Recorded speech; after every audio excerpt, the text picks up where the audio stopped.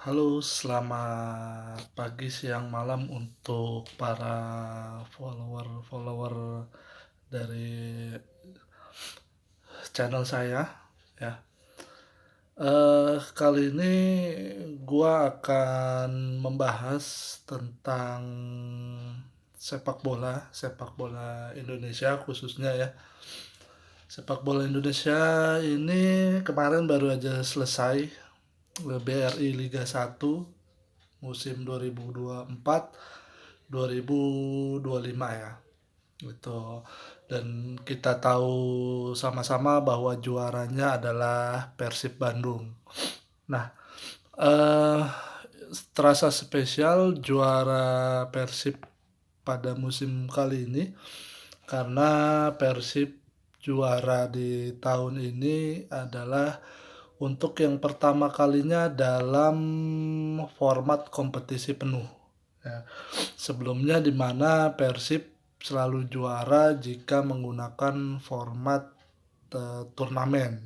Nah, terakhir itu 2024 kemarin Persib juara dengan format turnamen, ada sistem final ya. Sistem final ketika itu lawan Madura. Persib bisa juara di Madura tahun lalu. Lalu sebelumnya juga itu di 2014 Persib juara menggunakan format turnamen, ketika itu namanya Indonesia Super League. Dan mundur lagi ke belakang itu di tahun 94 ya, kalau nggak salah 94 itu Persib juga juara, dan itu juga formatnya menggunakan format turnamen, ada grand finalnya di situ. Dan di tahun ini banyak yang meragukan awalnya Persib bisa juara karena Persib dinilai selalu mendapat kutukan jika menghadapi format kompetisi penuh. Itu Persib selalu kesulitan untuk menjadi juara jika menggunakan format kompetisi penuh. Tapi semua terjawab ketika pada hari Sabtu pekan lalu Persib memastikan diri menjadi juara BRI Liga 1 2024-2025 ya. Memang ini tahun ini Persib kembali juara, yang artinya banyak yang bilang ini namanya back to back ya, back to back kembali menjadi juara dari 2014 sampai dari 2024 kemarin dan sekarang 2025 gitu. Nah, Persib Bandung sendiri memang banyak diragukan ya awalnya oleh Boboto sendiri, mungkin karena komposisi atau materi pemainnya banyak pemain-pemain, ya boleh dibilang pemain-pemain andalan mereka itu banyak yang dibekap cedera. Kan kita tahu di awal musim ada Febri Haryadi, lalu ada Rezaldi Hanusa juga dibekap cedera, lalu juga eh, Victor Ekbonevo juga pemain senior juga masih belum bisa tampil maksimal, dan yang terakhir itu dialami oleh David da Silva ya, menjelang akhir-akhir kompetisi. Namun eh, mungkin strategi Bojan dan kedalaman materi pemain juga sangat mempengaruhi ya Persib musim ini, karena kedalaman skuad Persib tahun ini bisa dibilang cukup bagus, cukup merata ya, tidak ada perbedaan yang menjomplang terlalu jauh antara pemain inti dan pemain cadangannya. Itu jadi mereka bisa saling mengisi satu sama lain. Ada faktor di sini, ada seorang pemain ya, Tyran Del Pino, seorang pemain asal Spanyol ya, yang memberikan kontribusi cukup baik di musim kali ini ya, terutama ketika si David da Silva itu mengalami cedera dan tidak bermain dan diisilah oleh Tyrann Delpino ini. Ya, Tyrann Delpino ini memang, sempat diragukan di awal-awal juga ya, oleh para bobotoh karena, track record dia yang pernah cedera di era Louis Milla, terus dipinjamkan ke klub Thailand. Itu ya, dan di awal-awal juga di game 1, 2, 3 juga belum, bisa membuktikan performanya, tapi setelah itu dia performanya terus meningkat dan bisa membawa Persib menjadi juara. Salah satu faktor kuncinya memang ada di Tyrann Delpino itu.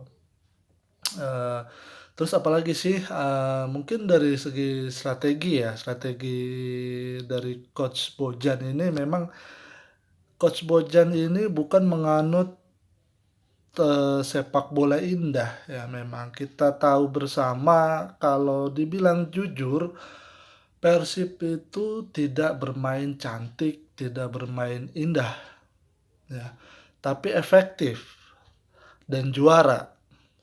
Itu, kuncinya ya. Efektif karena Persib mengandalkan, strategi-strategi counter yang cukup mematikan ya. Kita juga tahu, beberapa kali tim Persib juga sering ketinggalan ya, sering ketinggalan terlebih dahulu sebelum akhirnya dia kembali unggul balik gitu, atau orang mungkin disebut, comeback ya. Bukan hanya di kompetisi domestik comeback-nya, saya masih ingat beberapa waktu yang lalu ketika Persib tampil di ajang Asia Champions League, tier 2-nya ya. Persib beberapa kali sempat tertinggal dan akhirnya bisa menyamakan kedudukan, bahkan bisa meraih 3 poin gitu. Nah, itu juga tak lepas dari, tangan dingin dari coach Bojan Hodak dan juga mental para pemain ya. Memang sudah menjadi atau sudah terbentuk menjadi mental juara ya di para pemain Persib. Mereka tidak pantang menyerah walaupun mereka sudah ketinggalan, tapi mereka tetap berusaha semaksimal mungkin untuk bisa merebut poin atau akhirnya bisa meraih kemenangan, mendapatkan 3 poin.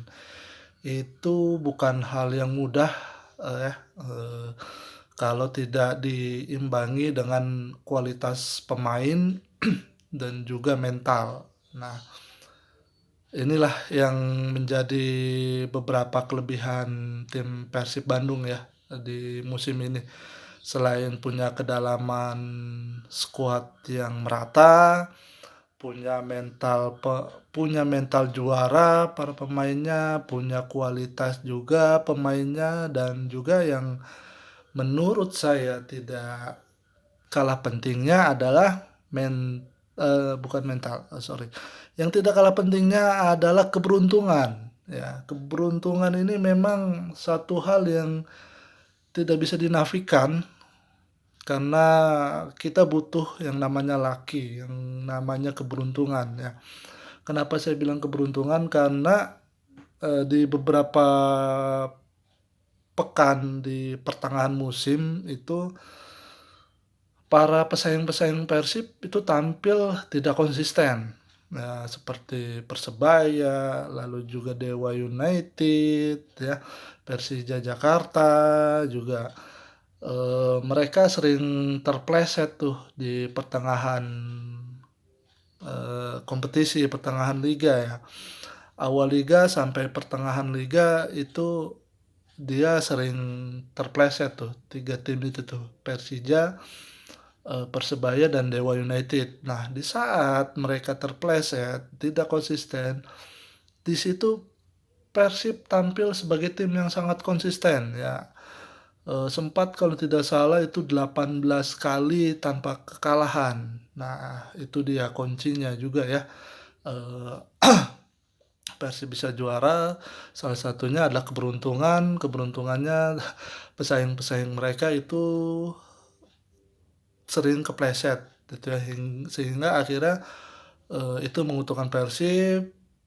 Persib tampil konsisten, poin demi tiga poin dia terus kumpulkan hingga akhirnya, mencapai atau meraih titel juara kalau tidak salah di pekan ke-29 ya kalau nggak salah ya, 29 atau 30 lah gitu. Jadi masih ada sisa 3 atau 4 pertandingan lagi Persib sudah memastikan diri menjadi, juaranya, itu. Nah memang setelah menjadi juara seakan-akan bahwa, itu sudah selesai. Ya Persib seperti menurut saya pribadi ya, seperti kehilangan rohnya lah setelah juara ya. Mungkin merasa sudah juara, sudah, tidak ada yang dikejar lagi, akhirnya tim Persib ini beberapa kali kehilangan 3 poin tuh. Ya kehilangan 3 poin, bahkan sempat ada yang kalah juga kalau nggak salah ya, di pekan keberapa itu ya. Itu sempat kehilangan 3 poin, terus juga, seri beberapa kali dan untungnya di situ Persib sudah juara. Dan di saat Persib sudah juara, tim pesaingnya itu tampil konsisten malah, itu si Dewa United, ya si Persebaya, itu tampil konsisten. Tapi yaitu, di saat Persib sudah memastikan meraih gelar titel juara, itu. Jadi, sekali lagi selamat untuk tim Persib Bandung yang telah meraih back to back-nya musim ini ya, dengan segala kelebihan dan kekurangannya tim Persib, kita ucapkan selamat dan respect kepada tim Persib dan manajemen serta pelatihnya, gitu ya. Eee, Terus bagaimana langkah yang akan diambil Persib di musim depan? Itu memang sudah terdengar kabar pemain-pemain intinya, terutama pemain asing juga sudah, ya boleh dibilang punya kesepakatan dengan tim lain ya.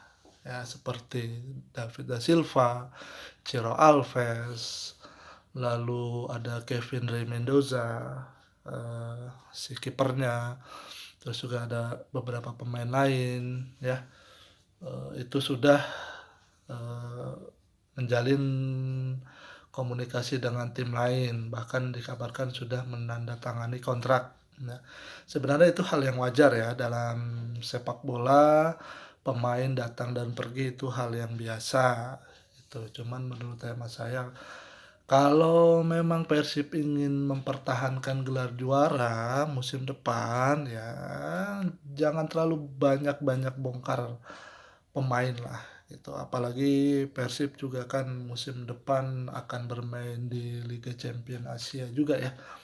Walaupun Liga Champions Asia tier kedua, tapi saya rasa itu adalah kesempatan yang harus dimanfaatkan oleh tim Persib untuk menunjukkan, kualitasnya lagi.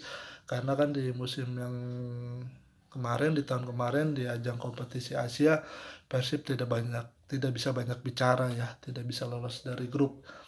Nah, menurut saya pribadi sih, jangan terlalu banyak bongkar pemainnya ya. Mungkin kalau dilihat hampir 80% ya, komposisi skuad tahun ini akan berubah di musim yang akan datang, gitu. Buat para bobotoh mungkin jangan terlalu berharap banyak banget ya di musim depan sepertinya kalau memang, Persib melakukan perombakan besar-besaran, gitu ya. Jadi ibaratnya Persib lagi bangun pondasi baru lagi nih musim depan. Untuk menjadi juara dengan komposisi pemain 80% sampai 90% yang baru, saya rasa itu cukup sulit ya. Tapi ya kita lihat saja nanti di musim mendatang bagaimana kiprah Persib. Tapi yang saya sampaikan tadi adalah, eee, kalau Persib masih mau mempertahankan gelar juara, hat-trick 3 kali berturut-turut, menciptakan sejarah baru bagi Persib dan sepak bola Indonesia, saya rasa perombakan yang terlalu ekstrim itu juga akan mengganggu keseimbangan, ya, mengganggu keseimbangan tim. Terus juga jika Persib ingin berbicara di kompetisi Asia juga sepertinya musim depan itu juga, ya, saya pribadi masih pesimis lah untuk Persib musim depan bisa berbicara banyak di kompetisi Asia, ya. Ya mungkin sekian aja, ya, tanggapan saya tentang juara Liga Indonesia musim 2024-2025 Persib Bandung ini, ya. Sekali lagi selamat buat tim Persib Bandung, selamat buat para bobotoh, ya. Dan saya mungkin tetap terus dukung tim kalian dengan sportivitas, dengan kreativitas, apapun kondisinya, karena kalian adalah supporter itu dari kata support artinya terus mendukung apapun kondisi tim tersebut, itu, ya. Demikian teman-teman sekalian semua, ya. Kita akan ketemu lagi di pembahasan berikutnya. Jika kalian suka video ini, klik like, komen, dan share sebanyak-banyaknya. Oke, terima kasih.